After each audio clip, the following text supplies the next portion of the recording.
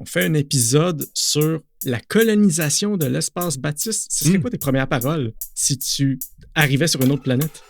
Ceci est la Nouvelle-France. I deeply love. J'adore ça. J'adore. I deeply love. À peine colonialiste, hein? À peine colonialiste.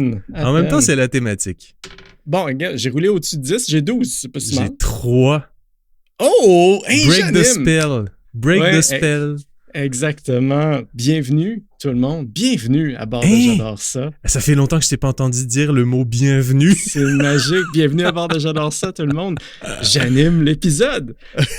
Alors, Baptiste et moi, aujourd'hui, on a un sujet vraiment le fun à vous jaser.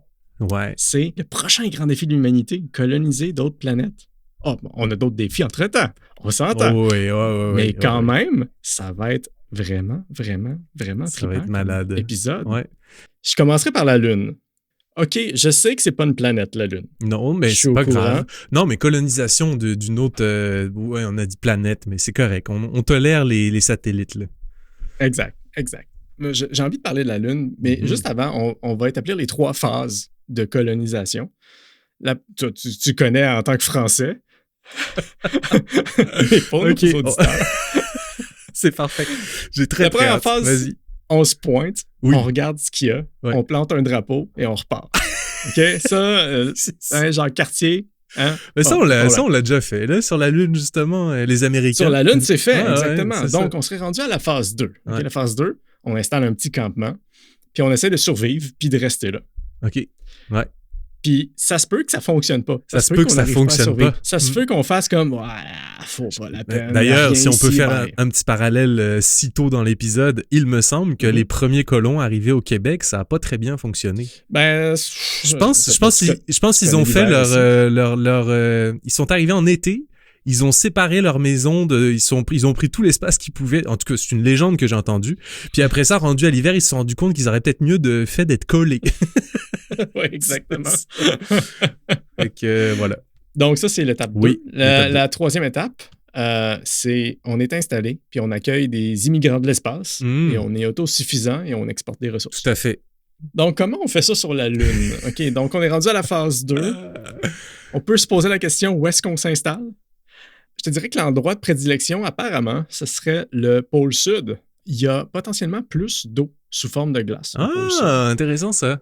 Ouais. Oui, puis il y a également des endroits qui peuvent être ensoleillés à l'année.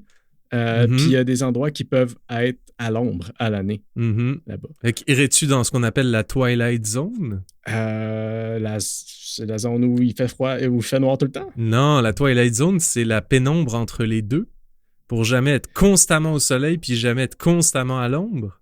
Ouais, mais je sais pas à quel point sur la Lune, est-ce que c'est... Je veux dire, il n'y a pas d'atmosphère pour adoucir la lumière. Donc, t'es au soleil ou t'es à l'ombre. Ouais, c'est vrai.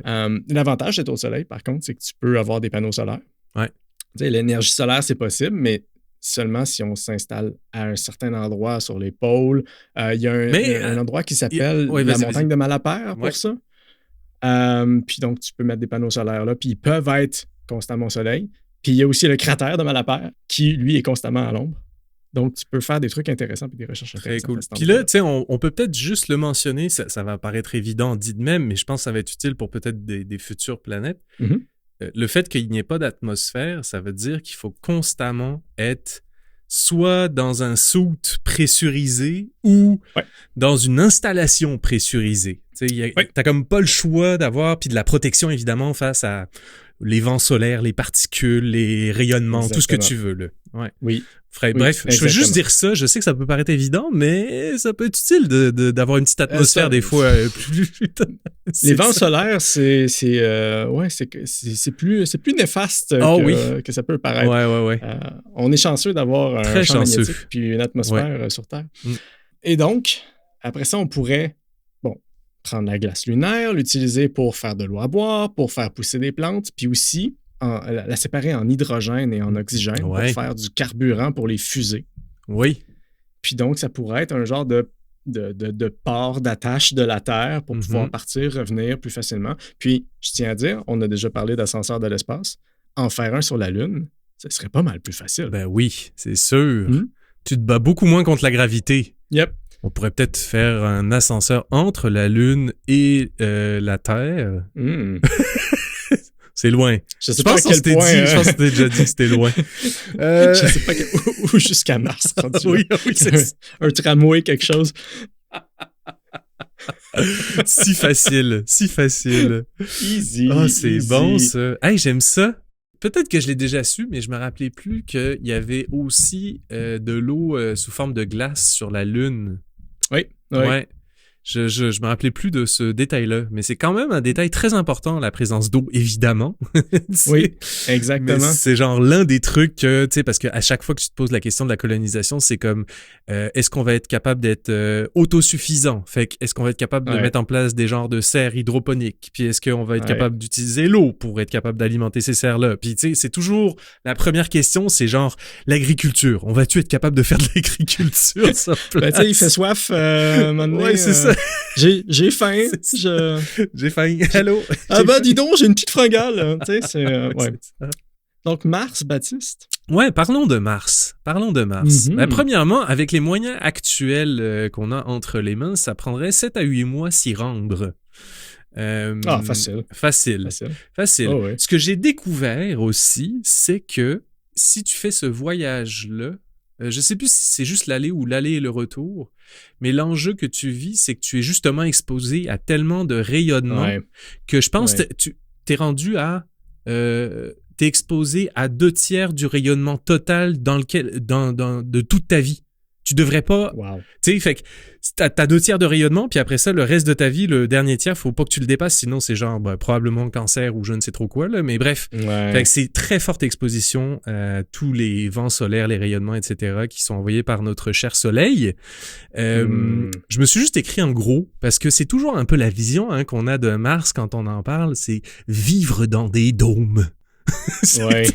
Puis ça feel genre un dôme blanc, genre ben pas gonflé, mais tu sais ça a l'impression d'être une bulle dans le fond là, puis c'est un peu ça avec peut-être des genres de tunnels qui relient à d'autres bulles. Puis tu sais c'est toujours un peu la même vision qu'on a genre des constructions sur si on allait coloniser Mars.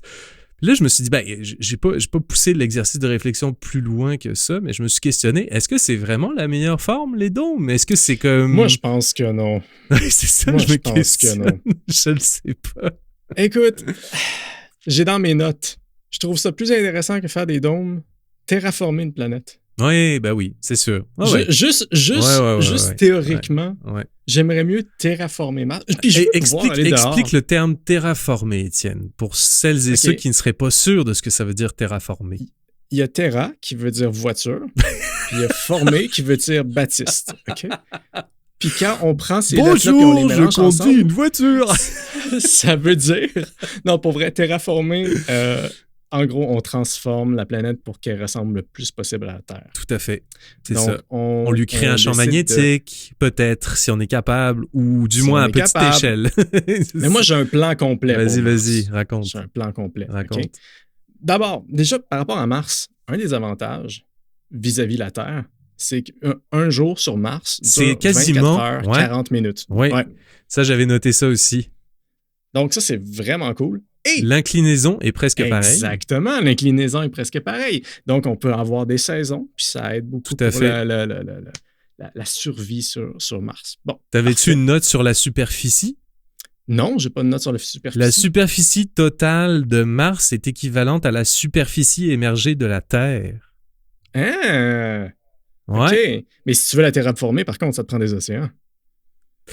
Oui, c'est vrai. Là, tu vas peut-être devoir dire bye-bye à une partie de ton espace. Mais, puis l'autre aspect important, je pense, de ce qui va bien sur Mars pour, mettons, se rapprocher le plus possible des conditions comme sur la Terre, c'est que il y a de l'eau, mais sous forme de glace, de vapeur et même parfois de liquide, j'ai cru comprendre, mais c'est assez rare. Je sais pas s'il y en a sous forme de liquide. Par contre, probablement sous terre. Genre, peut-être sous terre, puis je pense qu'ils avaient vu que ça se pouvait qu'il y ait des écoulements salins des fois, genre, avec ce liquide-là, mais ils disent que les conditions pour réussir à, genre, détecter ce liquide-là sont très, très rares. Il faut savoir qu'il y a déjà eu des océans sur Mars. Il y a déjà eu une atmosphère riche en oxygène, mais à cause de ce méchant soleil, au fil des millions d'années, les rayons du soleil ont détruit l'atmosphère parce qu'il n'y a pas de champ magnétique sur Mars. Tout à fait. Pas de champ magnétique, pas de très faible atmosphère aussi, c'est ça que tu disais. Exactement. Plus faible gravité que sur la Terre. Oui. Fait que là, on théorise beaucoup sur est-ce qu'avec le temps, est-ce qu'il y aurait du monde que s'il restait vraiment trop longtemps, est-ce qu'il y aurait de la déminéralisation des corps puis de la perte musculaire, puis est-ce qu'on ferait juste comme, tu sais, il y a des questionnements là-dessus sur cette affaire-là. Mais c'est sûr que si tu terraformes, il n'y a plus cet enjeu-là. Ben non, la gravité serait quand même... Non, la gravité reste la même. La gravité serait quand même à 38%. Donc, imagine, tu tournes un coin d'une pièce, quelqu'un te fait sursauter, tu te cognes la tête au plafond. Tu sais, il y a quelque chose qui est 38% de la gravité terrestre. Ouais. C'est quand même faible. Hey, t'imagines, ça se pourrait qu'on s'allonge. Ben, que toi, t'es déjà... Que toi, tu deviennes moi, je devienne normale. Toi. OK? Et que toi, tu deviennes un spaghetti. Oui. Comme dans le trou noir. Tu deviens un long spaghetti infini. C'est bon. J'avais juste deux derniers petits trucs que je voulais dire sur les contraintes et les risques. Il fait fret en titi sur Mars. Oui. Je pense que le plus bas enregistré ici sur Terre, c'est moins 93 degrés Celsius et je crois que c'est en Antarctique, si je ne me trompe pas. Sur Mars, c'est moins 140 degrés Celsius. Oui, mais ça, le plus bas. Ça se règle. Oui, ça doit se régler. Puis le dernier point, c'est qu'il y a énormément de CO2 dans l'air. Genre, ça aussi, ça serait vraiment trop. Oui, je sais, mais tu sais, c'est vraiment un point à considérer. Bref, c'était tout ce que je voulais dire. Veux-tu connaître mon plan de terraformisation? Vas-y. Soyons fous ici. Ouais, parfait. Je ne sais pas c'est quoi le mot, mais c'est pas grave. Terraformer, mais terraformisation. Terraformisation? Exactement. Bon, d'abord, l'atmosphère. OK, on ne peut pas respirer sur Mars. OK, j'ai essayé, ça ne marche pas. On pourrait, par contre, libérer l'oxygène qui se trouve dans les minéraux. Ça, c'est intéressant. En les faisant fondre. Et là, Baptiste, comment tu fais fondre des minéraux? Ben oui, c'est ça ma prochaine question pour Parce toi. Parce que là, ça prend une température de 5500 degrés Celsius. D'accord. Est-ce que tu as un briquet? Non. OK. Bon, pour faire ça, qu'est-ce qu'on fait? On utilise des lasers. OK? Death Star style. Lasers. OK? Il faudrait un laser environ 2 fois plus puissant que notre laser le plus puissant aujourd'hui. OK? Mais à noter, notre laser le plus puissant peut fonctionner seulement une fraction de seconde à la fois environ. Mm-hmm. Le laser qu'il nous faudrait, lui, il va falloir qu'il fonctionne continuellement pendant 50 ans. OK? D'accord. Pour alimenter ces lasers-là, il faut utiliser de l'énergie solaire. Il faudrait des miroirs pour envoyer le soleil sur les panneaux solaires et compagnie. Puis il faudrait une superficie de miroirs grand comme environ seulement 11 fois la surface des États-Unis. Oh, d'accord. C'est tout petit. Ouais, c'est tout petit. C'est tout petit. Okay. C'est tout petit. Mais disons qu'on est capable. Est-ce que c'est le tremplin pour comme faire dès maintenant notre épisode sur la Dyson Sphere ou on laisse ça de côté pour une prochaine fois? Une prochaine fois, Baptiste. Okay. Une chose à la fois. On commence par des lasers, OK? On commence par juste des petits lasers. Bon. Seulement un petit laser, OK? Un petit laser. Parfait. On le fait fonctionner continuellement. Puis là, il faut faire fondre 8 mètres de profondeur à la grandeur de la planète. Okay? Donc, tu fais fondre la planète. Tu fais ça pendant 50 ans. Puis ensuite, après, il y a un problème. Un coup qu'on a fini ça, l'atmosphère s'est densifiée, mais l'atmosphère est pas mal rendue composée à 100% d'oxygène. Ce qui est un petit peu problématique. Là, as-tu un briquet? Range-le, s'il te plaît. OK? Kaboum. Fait que là, on a besoin, exactement. Là, on a besoin d'azote. Mais où est passé Baptiste? Il y a 2 secondes, il avait un briquet. Il est où le spaghetti? Il est où le grand spaghetti? Bon, là, on a besoin d'azote, OK? Donc, l'azote, tu le trouves où? OK, tu t'en vas sur Titan, OK? Une lune de Saturne. Tu vas sur Titan. Puis là, il faut liquéfier l'azote. OK? Là, tu as une machine à liquéfier l'azote. Facile, OK? Je fais ça le samedi matin. Mais là, tu viens de prendre pour acquis qu'on allait aussi sur Titan, hein, c'est ça? Ah oui. Non, pas nous personnellement. Écoute, mais tout ça, t'envoies Claude puis Geppetto, puis Ils vont t'organiser ça, là. Je parle des AI, là. Ouais, ils vont dire oui à toutes tes demandes. Exactement. Pas de problème. Va sur Titan. OK. Non, mais tu installes des robots sur Titan qui, eux, font des machines qui vont compresser tout ça. Bref, puis qui vont liquéfier l'azote, puis qui vont ensuite le catapulter vers Mars. Là, il y a des façons de faire ça. Un genre de gros canon ou un gros, une grosse montagne russe quelconque qui envoie ça, puis qui vise à la bonne place pour que ça finisse par c'est très cool, entrer en collision avec Mars. Bon, ça prendrait un autre 60 ans. Donc, on est rendu à 110 ans environ. OK? Mais là, après, on a l'atmosphère qu'il nous faut. C'est parfait. Puis là, ça, avec la densité et tout, il s'est mis à pleuvoir. Donc, il y a de l'eau, il y a de la pierre volcanique. Parce qu'on devait fondre la planète. Donc, qu'est-ce qui nous manque? Il nous manque de la vie. Donc, qu'est-ce qu'on fait? On garnit les océans de plancton, de poissons et compagnie. Okay? On ajoute des plantes qui poussent bien dans un sol volcanique. Ensuite, on met des arbres, des animaux. Puis on attend seulement quelques centaines d'années. Puis ensuite, voilà. OK? La planète est prête. Presque. On a une biodiversité. Oui, mais là, si on fait rien, on va reperdre tout ça à cause du fait qu'on n'a aucun champ magnétique, encore une fois. Ouais. Donc, il faut régler ça aussi. Qu'est-ce qu'on fait? Il faudrait construire une sorte de parapluie magnétique qui protégerait Mars des vents solaires. Okay? Donc, une genre de truc d'usine quelconque qui, dans l'espace, qui génère un champ magnétique assez fort pour protéger la planète. Si on fait tout ça, on a une Mars terraformée, sauf qu'on a encore le problème que si tu tournes un coin d'une pièce puis que tu tombes face à face avec Baptiste puis que tu sursautes, tu te cognes la tête au plafond. Ça, on ne peut pas régler ça. C'est sûr que si tu vois un Baptiste spaghetti, ça se peut que tu sursautes. Ouais, exactement. Donc voilà, Mars. J'ai pensé à plusieurs choses en pensant à Mars, là, d'ailleurs. Je me disais, peut-être que c'est le début d'une grande découverte, parce que sache que dans le jeu Mass Effect, c'est en explorant Mars que les humains trouvent l'existence des relais interstellaires pour voyager d'un bout à l'autre de la galaxie en quelques millisecondes. Ouh. Fait que peut-être qu'en faisant fondre toute la couche de 8 mètres de Mars, on va peut-être tomber sur quelque chose qui va nous dire « Mais là, vous aviez un relais interstellaire à 200 km d'ici. Allez donc le prendre! » Il y a un martien qui va sortir d'une grotte en se frottant les yeux puis qui va nous maudire avec son poing. Hey, je dormais, là. C'est ça. Puis je me disais, c'est drôle, mais d'imaginer, parce que tu sais, il y en a qui le font, l'exercice, mettons, The Expanse, où tu as justement des humains qui sont rendus à d'autres endroits.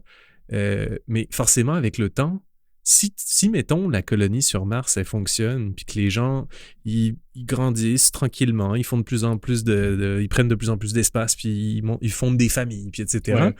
Ben, avec le temps, ça se peut qu'il y ait une distance qui se crée entre les Martiens et les Terriens. Ben, c'est sûr que si les Martiens ont l'air de spaghettis...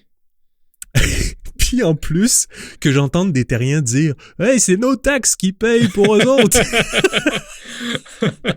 Fait que, tu sais, c'est sûr. Ça, c'est sûr que ça pourrait comme créer des petites tensions, puis qu'à un moment donné, je sais plus si c'est dans, je pense que c'est dans The Expanse à un moment donné que genre, il y a les, parce qu'il y a du monde qui vivent plus dans la couronne de Saturne, si je me trompe pas, d'autres qui sont plus sur Mars, d'autres qui sont sur la Terre, puis là, à un moment donné, je pense qu'il y en a un qui refuse de redonner des ressources critiques à l'autre, ou je sais pas trop quoi. Ça pourrait créer ce genre de tension-là, tu sais.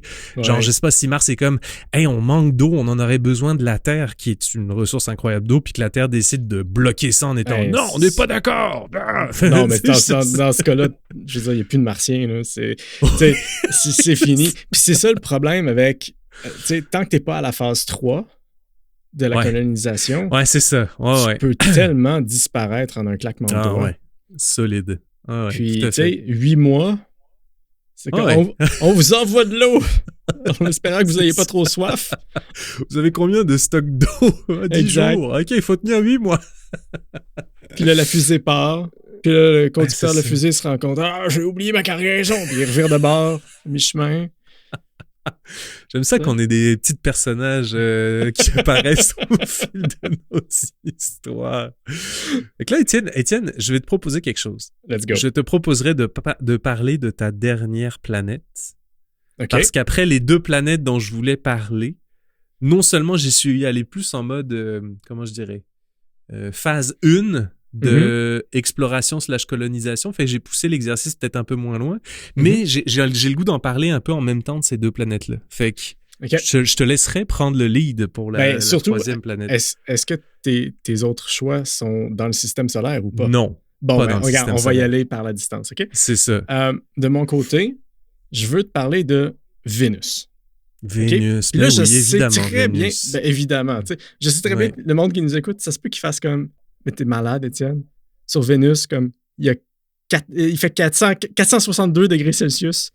Oui, mais quand tu commences à lire là-dessus, ça a l'air d'être l'une des options les plus viables du système solaire. Pour vrai, moi, c'est celle qui me fait le plus triper. Pour le résultat final. Ouais. Puis de 2, pour le processus. Le processus est tellement. Mais vas-y, raconte-nous le processus, mon cher. Ben, d'abord, OK, on règle le problème de la gravité. La gravité est 91% de celle de la Terre. OK? Donc, parfait, si je te croise en sortant d'un coin d'une pièce, ben, je me cogne pas la tête. Puis t'es pas un spaghetti. C'est donc, donc, on a réglé le problème de pâte. OK? Plus de pâte. Mais bon, 462 degrés Celsius. Je suis pas un fan de l'hiver, mais on s'entend que il y a d'autres problèmes. Puis un autre problème, c'est que la pression sur Vénus est 92 fois celle de la Terre. Donc, la pression atmosphérique. OK, beaucoup. Oui, c'est quand même intense. OK? Mais là, ce qu'on peut faire, c'est prendre les mêmes lasers qu'on a utilisés pour Mars pour réchauffer l'atmosphère. Oui, réchauffer l'atmosphère. Réchauffer l'atmosphère? Okay? Tellement. Qu'est-ce que tu veux dire? Quoi est-ce qu'on s'en va avec ça déjà? On lasérise, on lase Vénus, puis ça, tellement que l'atmosphère s'évaporerait dans l'espace. Donc ça, c'est une des possibilités, mais c'est pas celle qui me fait le plus triper parce que même avec ces lasers-là, ça prendrait quand même probablement quelques milliers d'années. Mm-hmm. Donc, qu'est-ce qu'on fait? C'est quoi l'inverse de ça? On pourrait faire l'inverse. C'est quoi l'inverse d'un laser, Baptiste? Le noir intersidéral. Je sais pas. Je sais pas, moi non plus, c'est quoi l'inverse d'un laser. OK, mais par contre, ce qu'on peut faire, c'est utiliser... Un rézal. Un rézal. Utiliser des miroirs, OK? Ouais. Donc, c'est pas l'inverse d'un laser, mais je voulais juste te faire rire là-dessus. Il veut tannant, lui. Donc, on pourrait utiliser des miroirs puis faire comme Mr. Burns dans Les Simpsons, avec sa machine à cacher le soleil. Oh. Et on cacherait le soleil pour Vénus. Donc, pour ça, on prendrait plusieurs grands miroirs géants qui flotteraient dans l'espace. Okay? Là, on a parlé de miroirs aussi tantôt, de la taille des 11 fois les États-Unis. Bon, ces miroirs-là, il y aurait environ la même épaisseur, bien, ils pourraient avoir la même épaisseur qu'un virus. Disons, le virus de la COVID. Bon, épais comme ça. Donc, c'est pas tant de matériaux que ça. Donc, après, tu as besoin d'un système pour les déployer, on s'entend, mais c'est comme un peu comme une voile solaire. OK? Oui, tout à fait. Mais un peu comme une voile solaire. Je veux dire, ton miroir est très mince et il va agir comme une voile solaire. Donc, si tu veux pas que ton miroir, tu le reçoives sur toi si tu es la planète, ce que tu dois faire, c'est que les miroirs que tu places pour cacher le soleil doivent recevoir également l'équivalent en vent solaire venant de l'autre côté. Donc, tu as besoin d'un autre set de miroirs derrière la planète qui va te renvoyer la lumière. Et bref, la lumière se renvoie, puis il y a un équilibre, puis je te jure qu'il n'y en a aucun qui parte au vent. Okay? C'est drôle, ça me fait juste penser à quelqu'un qui essaye de monter sa tente, mais qui n'est pas du bon bord du vent, genre. Fait un peu. Dans la face. Puis là, après, tu fais glacer Vénus comme ça. Puis, après 60 ans à l'ombre, Vénus atteindrait 31 degrés Celsius. Ça, on aime ça, 31. C'est parfait. C'est parfait, ça. Bon, il y a un problème parce que la pression est encore similaire, mais je veux dire, au moins, tu ne brûles pas. OK?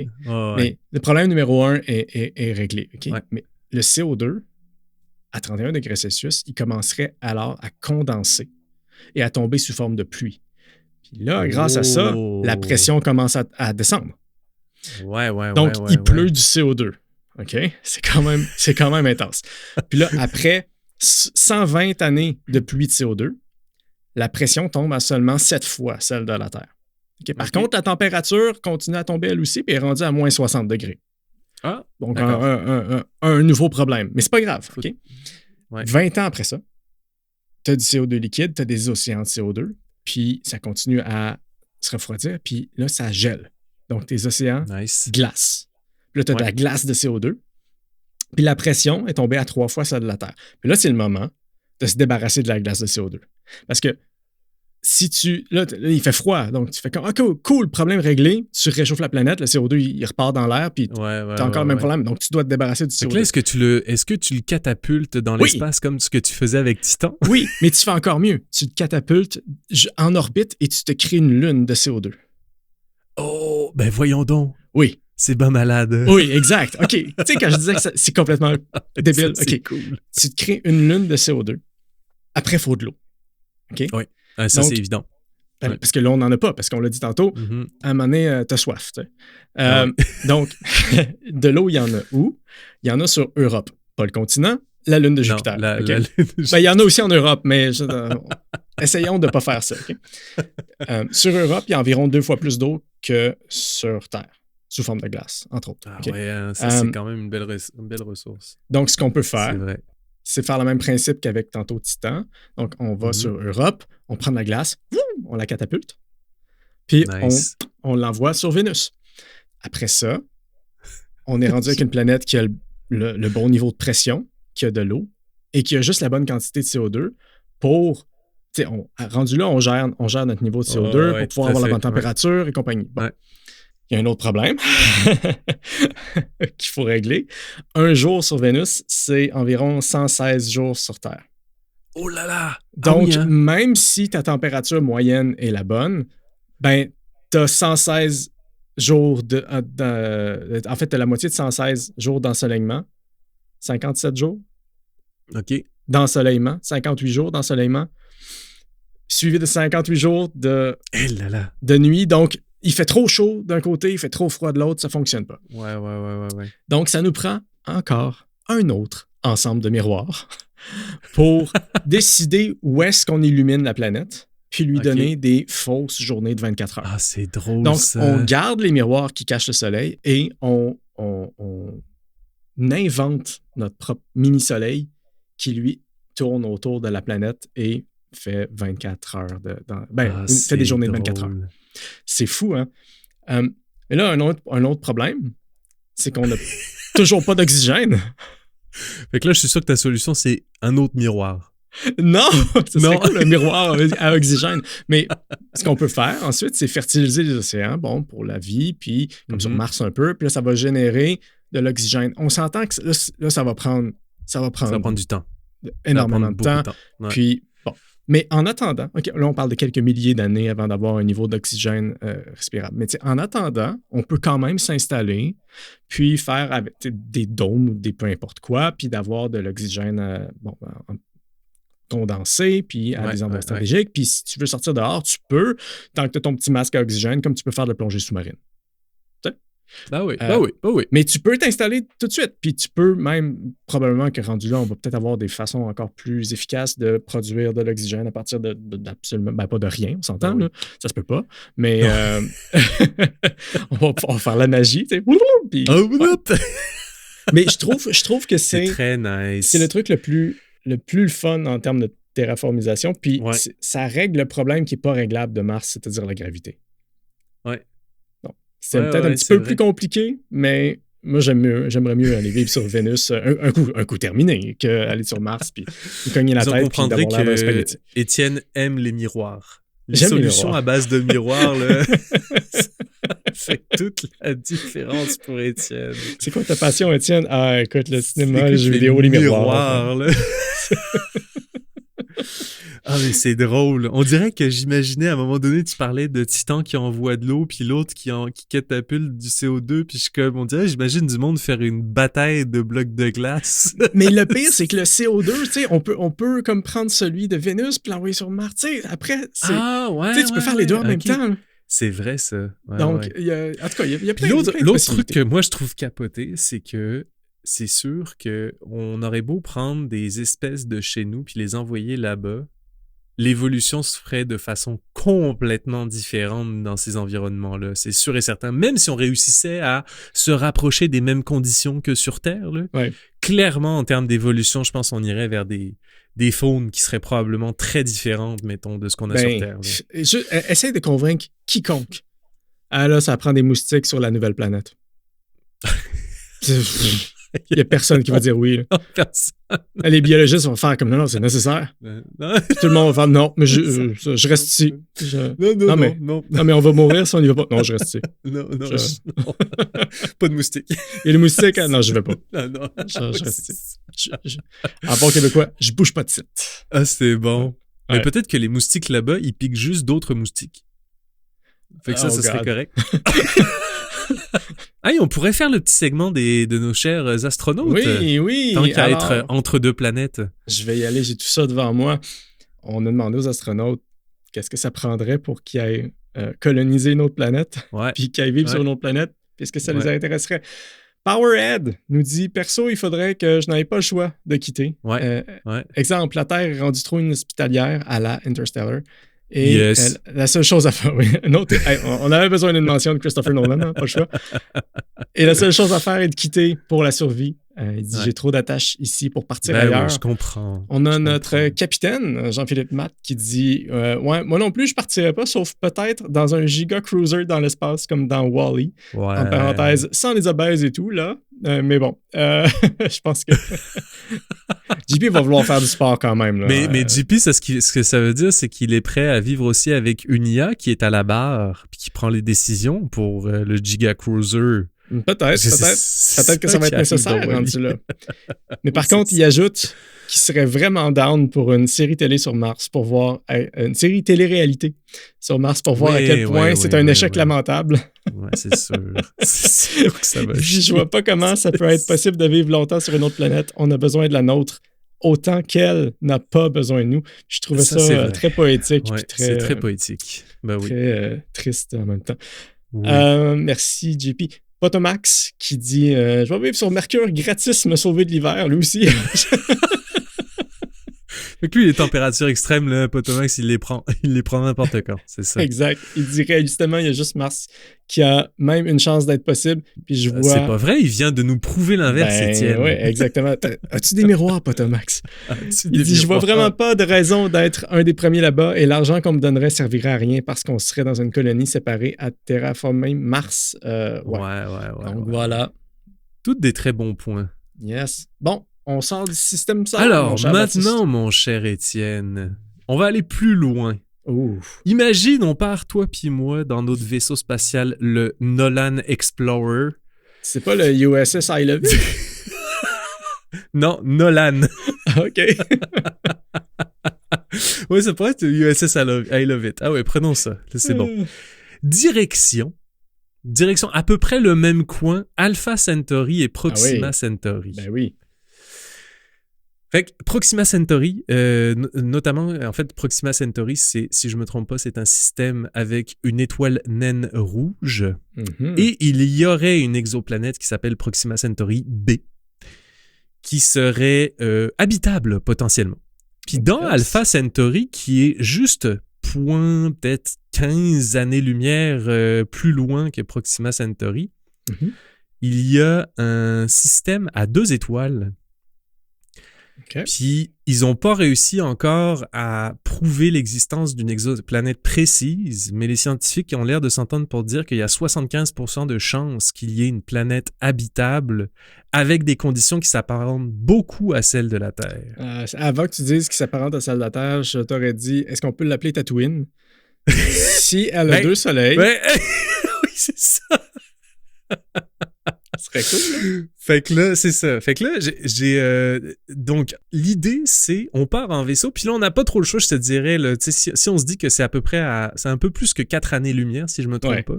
Ouais. Disons qu'on voyage à la vitesse de la lumière, parce que sinon, ça va être long et compliqué. On peut aller plus vite si on a un warp drive. Oui, si on a un warp drive. On en a parlé dans un épisode passé. Oui, c'est vrai. Exact.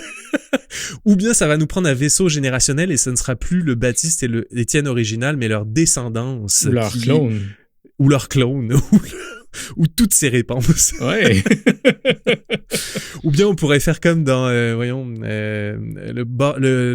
Three Body Problem, problème à 3 corps. On se cryogénise à toutes les années, puis on sort de cryogénisation une fois par an juste pour comme checker où est-ce qu'on en est, puis on se remet dans... Puis... Ouais. C'est ça. Juste prendre une petite pisse. Ouais, c'est ça. C'est bon. Mais t'imagines, j'ai pas envie de me faire cryogéniser. Fait que là... C'est froid, là. Tu sais, tu vas te coucher, tu veux être au chaud, tu vas te coucher puis dans un congélateur. Comme, hey, là, on vient de coloniser Mars puis Vénus, on vient de mettre des températures acceptables, je vais pas aller me cryogéniser dans un autre système. J'ai assez donné, Baptiste, tu iras tout seul. Fait que là, mon cher Étienne, pour l'exercice, il va falloir qu'à un moment donné, on se sépare pour chacun aller explorer soit Proxima Centauri B ou le système dans Alpha Centauri. Okay. Dans lequel irais-tu, toi? Proxima me semble plus proche. Oui, mais de 0.15 années-lumière. Ouais. Écoute, juste pour avoir le double soleil. Le double soleil, puis je vais me chanter la petite chanson, le petit thème de la force en regardant au loin. Ouais, je vais aller à Alpha Centauri, tiens. C'est bon.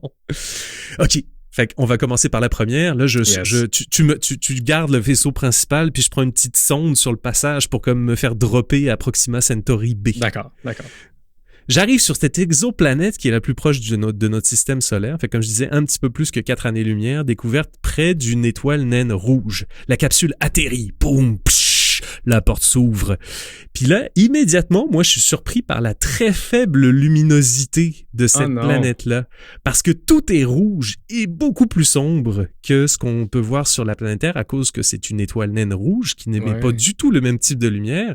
C'est-à-dire qu'il y a 80% de l'énergie qui est fournie par cette étoile-là qui est dans l'infrarouge. Oh boy. Même les plantes potentielles seraient plutôt noires ou pourpres, s'il y en a. Wow. Ouais. Fait que là, tu te poses aussi, justement, je te parlais de la Twilight Zone. Ici, c'est bien important parce que Proxima Centauri B est en tidal lock. Oh. C'est-à-dire que elle est toujours, toujours même face orientée vers l'étoile. Okay. Et il y a toujours la même face aussi qui est à l'ombre de cette étoile-là. Et pour limiter les risques de vivre trop longtemps dans un extrême ou dans un autre, la Twilight Zone serait potentiellement le meilleur endroit pour essayer de survivre au moins. Mettons qu'on s'était donné une année avant de se retrouver puis de repartir avec nos découvertes. La gravité, elle est très proche de celle de la Terre. Fait que ça, c'est un avantage quand même pas pire. Légèrement plus forte, mais pas beaucoup. Immédiatement, à la mise en place du camp, je mets en place des grands, parce que toi t'es pas là, grands panneaux de protection, c'est ça? Des grands panneaux de protection qui sont érigés parce que Proxima est l'étoile naine rouge est très souvent en éruption et émet des radiations X et UV des centaines de fois plus fortes que celles de notre Soleil. Ah, ça donne le goût. C'est ça. Puis là, justement, je me suis dit, tu sais, là, c'est sûr que j'y vais moins en gros setup de terraforming, mais là, bon, comme on s'était parlé des phases, moi, je suis plus en mode, je plante le drapeau puis j'essaye de voir si la vie se peut. La nouvelle mais je m'étais dit, justement... C'est ça. Fait qu'il y aurait probablement aussi quand même des traces d'eau potentielles. Puis je m'étais dit, j'essaierais de me faire une petite serre hydroponique souterraine.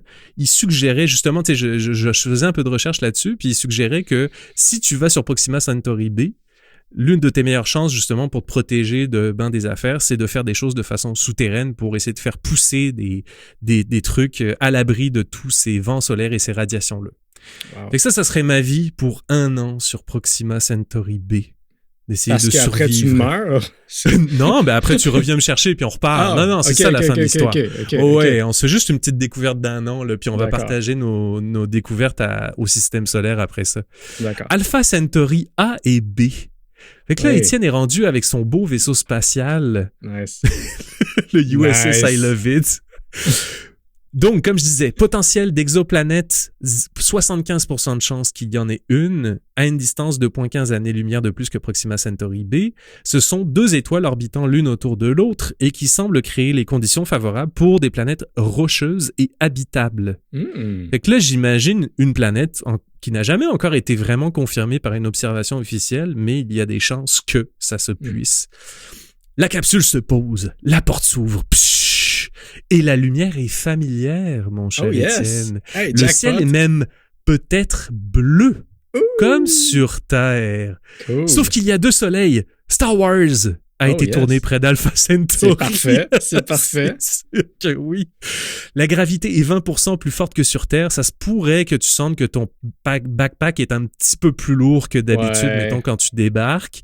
Mais c'est pas si pire que ça.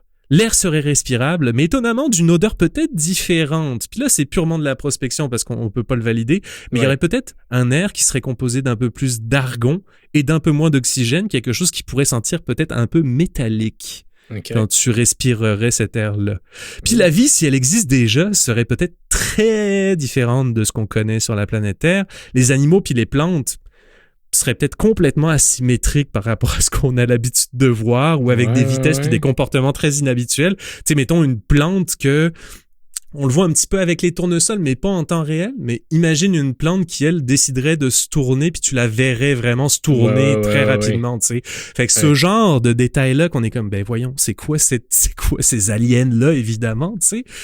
Puis je pense que t'y installerais probablement un ou plusieurs... Ben là, j'avais dit des dômes, mais on avait dit que c'était peut-être pas la meilleure structure. Fait que ça pourrait être autre chose aussi, puis d'y développer, parce que, comme je te disais, l'obsession de l'agriculture, puis d'être capable d'être autosuffisant, peut-être même directement avec, justement, la nature existante, puis peut-être même que toi, t'aurais la chance de découvrir des fruits et des légumes qui seraient différents, mais qui pourraient être mangés, puis consommés. J'irais chasser le Space Tournesol, moi, n'importe quand.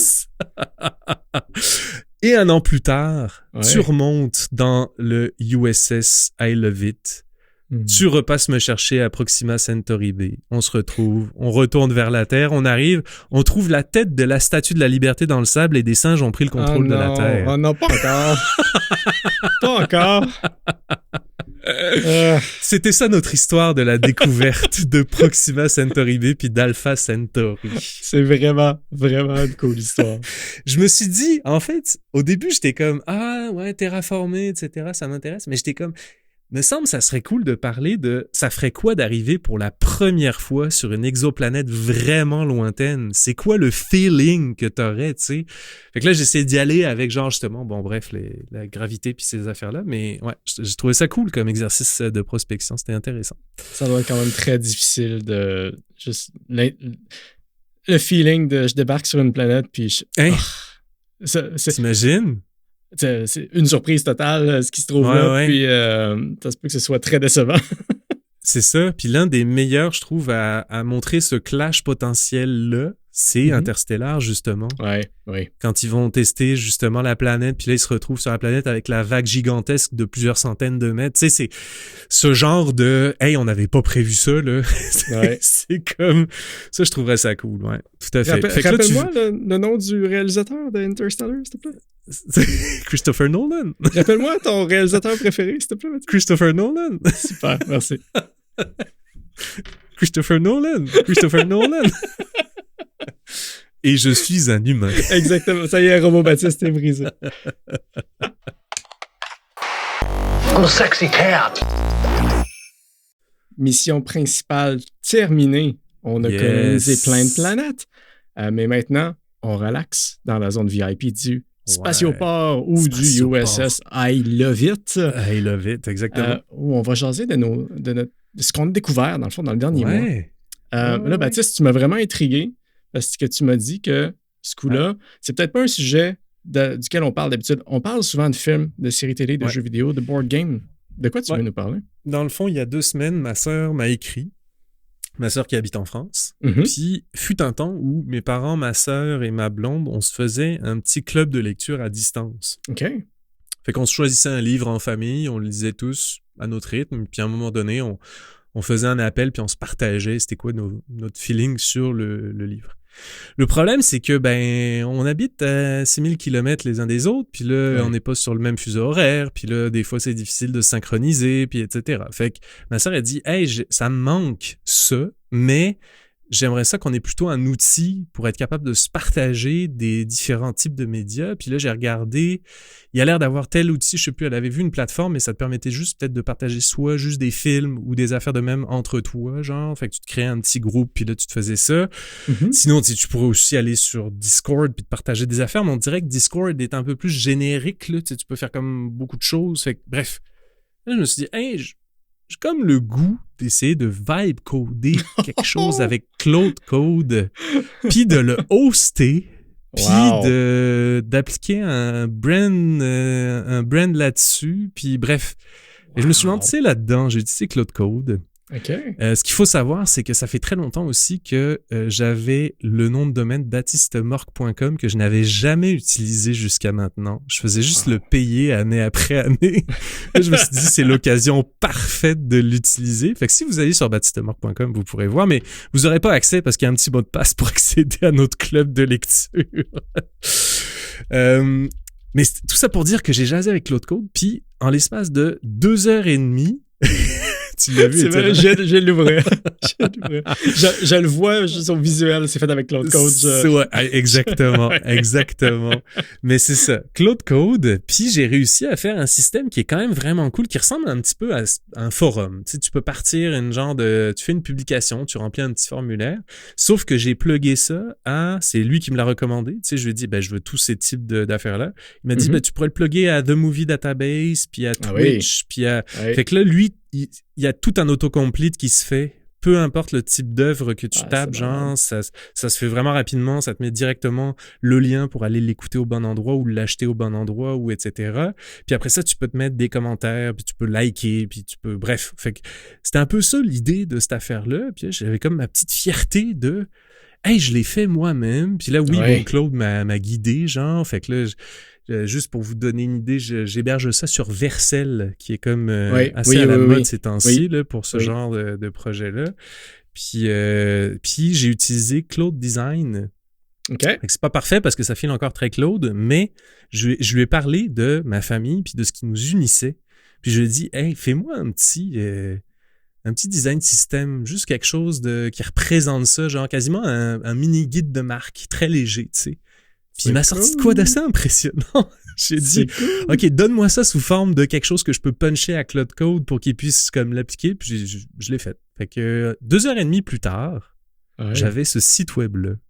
Au final, ce qui m'a pris le plus de temps, c'est soit d'attendre que Claude Code fasse ses affaires, soit les configurations d'hébergement puis de déploiement pour le site web. Ouais. Mais honnêtement, Claude, il peut te guider genre vraiment facilement là-dedans. Fait que j'étais quand même très satisfait de ça. Ouais. C'est vraiment cool. Même la version gratuite de Claude. Moi, je me suis fait une application de planification financière customisée pour mes trucs. Puis j'ai pu comme calculer combien je devais rembourser d'hypothèque plus. C'est comme, tu peux vraiment faire des trucs facilement. Si vous avez une petite idée, lancez-vous, honnêtement. C'est vraiment une expérience amusante. Tout à fait. Fait que c'était ça ma découverte. C'est une belle découverte. C'est une découverte technologique, Baptiste. Puis c'est une découverte où tu partages des trucs de tes intérêts. Ça fait. C'est ça. Ça fait. J'adore ça. Vraiment. Écoute, j'ai peut-être une idée pour toi pour le prochain truc que tu pourrais partager parce que moi, j'ai découvert un livre que, OK, je suis pas un grand lecteur, tu le sais, je lis sous forme d'audiobook. Que tu me parles de... Oui, parce que je lisais beaucoup plus avant, dans le temps où Audible était plus abordable. Ouais. C'est ça, j'ai découvert un livre, ça s'appelle Dungeon Crawler Carl. C'est quoi ça? OK, c'est tellement cool. OK, je t'explique, OK, c'est un lit RPG, OK, pour un jeu de rôle littéraire. Dans le fond, c'est un genre littéraire où le personnage principal évolue dans un univers régi par des mécaniques de jeux vidéo ou de jeux de rôle. Okay? Donc, il vit dans un univers où il y a des niveaux, des stats, des compétences, etc. Puis, ces éléments-là apparaissent littéralement dans le texte, apparaissent littéralement dans le monde dans lequel il vit, sous forme de notifications, de tableaux, de stats, puis des trucs comme ça, puis que le lecteur et le personnage peuvent consulter. T'sais. Donc, je vais essayer de mettre en contexte l'histoire. Il n'y a pas vraiment de spoilers là-dedans, c'est juste comment ça commence, puis ça va te donner une idée de vers où ça s'en va. Okay? Ah, c'est cool! C'est un gars qui sort dehors l'hiver en plein milieu de la nuit parce que le chat de son ex, la fille qui l'a laissé en partant en voyage avec un autre gars, bref, le chat de son ex s'est sauvé par la fenêtre. Puis, au moment où il est dehors, en train d'essayer de sauver son chat qui est coincé dans un arbre, tous les immeubles, les voitures, les abris quelconques de la planète, toute construction humaine de la planète entière s'écrase. Comme des boîtes de conserve qui comme s'il allait sous terre. Donc, tous ceux qui avaient quelque chose au-dessus de leur tête meurent écrasés. Puis seules les personnes qui étaient à l'extérieur survivent. Puis là, il y a des escaliers qui s'ouvrent pour aller sous terre dans un méga donjon qui couvre la planète entière. Oh shit. Puis là, les survivants sont invités à y aller pour participer à un RPG gigantesque. Puis, puisque le personnage principal a froid parce qu'il est sorti juste avec un côte de cuir en sous-vêtements et des Crocs trop petits dans ses pieds. J'aime ça qu'il a un côte de cuir. Genre, il a un côte de cuir, mais il est en sous-vêtements. Tu sais. Donc, il prend le shot de son ex, puis il rentre dans l'escalier parce que de toute façon, il regarde autour de lui. Il habite à Seattle, il n'y a rien. Okay? Donc, comme il y a un escalier, il va là. Puis l'aventure commence. C'est un genre de mélange entre Donjon Dragon, Diablo, puis Hunger Games aussi, parce que... Nice. Je me doute. Bref, c'est un peu de sci-fi aussi, parce que dans la galaxie ou l'univers, bref, au complet, tout le monde regarde cet événement-là, qui est un événement annuel, où ils décident qu'ils minent une planète, entre guillemets. Puis là, cette année, c'est la Terre. Puis là, ils peuvent suivre des joueurs, les mettre en favoris, les commanditer. Bref, c'est un peu comme Twitch. Puis la galaxie entière les regarde aller, puis eux, ils essayent de survivre. Puis c'est super drôle. C'est bien écrit. Bon. À date, il y a 7 ou 8 livres dans la série. Je pense que le 8e sort bientôt. Okay. J'ai seulement lu le premier pour le moment. Je viens de commencer le deuxième, mais je vais tous les dévorer. C'est bon. Vu comment c'est écrit en plus, c'est 100% clair que l'auteur a déjà tout prévu ce qui allait se passer. Ah ouais. Hein? Absolument tout. Fait qu'il n'y aura pas de pas de cohérence. En tout cas, j'imagine, d'un livre à l'autre, tout est prévu. Il a implanté des idées qu'on sait qu'il va revenir seulement, probablement, au 4e, 5e livre, des trucs comme ça. Vraiment cool. Mais tu sais, en même temps, peut-être que à des moments, il a lui-même pour vrai tiré des dés, parce que tu sais, ce qu'on dit souvent dans mon groupe de D&D, c'est que les dés racontent une histoire. Ah oui. Peu importe le score que tu obtiens. Oui. Puis l'auteur, c'est sûr qu'il a pris des notes au fur et à mesure de c'était rendu quoi les stats des personnes, puis qu'est-ce qui se passait, les objets qu'ils trouvent, puis des trucs comme ça. Puis là, je me suis dit, ce serait magique s'il y avait une série télé, en fond, qui refaisait Dungeon Crawler Carl. Puis je me suis dit, ce serait parfait avec Edgar Wright, parce qu'il y a une grosse vibe Scott Pilgrim. Mais les droits ont été acquis, puis c'est pas Edgar Wright, mais ça va être excellent quand même, parce que c'est Seth MacFarlane et sa compagnie de production qui l'ont acquis, puis ils feront pas un dessin animé avec, ils vont faire un live action. Non. Très nice. J'ai tellement hâte, ça va être malade. C'est cool ça. C'est vraiment cool. Allez lire ça. Dungeon Crawler Carl. Très, très nice. Merci du partage, Étienne. Plaisir. Lilou Dallas Multipass. Merci tout le monde d'avoir été avec nous pour cet épisode. Si vous avez aimé ce que vous avez entendu, il y a plusieurs façons de nous donner un coup de pouce. Ouais, d'abord, abonnez-vous. Abonnez-vous, pensez à vous abonner, même si vous nous écoutez et que vous n'êtes pas encore abonné. Abonnez-vous, s'il vous plaît, ça fait une grosse différence. C'est gratuit, ça nous permet de rester connectés. Puis vous pouvez aussi éventuellement, sur les différentes plateformes que vous utilisez, laisser soit un 5 étoiles, peut-être un pouce en l'air, un petit commentaire. Ça nous aide vraiment. Oui, puis si vous voulez aller un peu plus loin, on a une page Patreon. Oui. C'est une façon de soutenir le podcast qui est vraiment intéressante, tout en accédant à du contenu exclusif. Vous pouvez vous inscrire gratuitement, je le répète, gratuitement sur Patreon pour avoir accès au Discord si vous voulez aller chatter avec nous sur plein de découvertes que vous faites vous aussi. Oui, exactement. Il y a aussi un abonnement payant de $2 par mois pour nous soutenir et obtenir le statut de capitaine sur ce Patreon. En échange, on vous mentionne à chaque fin d'épisode et on vous permet de poser des questions personnalisées à nos invités quand on en a. Nos capitaines ayant droit à leur mention, Jean-Philippe Matt, Hugo Chalifour, Antoine Talbot, Gad de Longueuil. Merci tellement. Tous les détails sont sur jadarsapodcast.com. Oui, sur le site, vous allez trouver tous les liens pertinents aussi pour nous trouver sur toutes les plateformes de podcasts qui existent et plus encore. Des plateformes qui n'existent même pas encore. Vous allez voir. Et comme toujours, le meilleur moyen de nous faire découvrir, c'est d'en parler autour de vous. C'est vraiment essentiel d'en parler autour de vous. Là, si vous allez, je sais pas trop où, si vous allez en croisière, parlez donc. Alpha Centauri. Alpha Centauri, pourquoi pas? Parlez de nous à Alpha Centauri. Merci encore, chers astronautes, d'être à l'écoute. Et on se retrouve très bientôt pour un prochain épisode. Bye. Bye. J'adore ça. J'adore.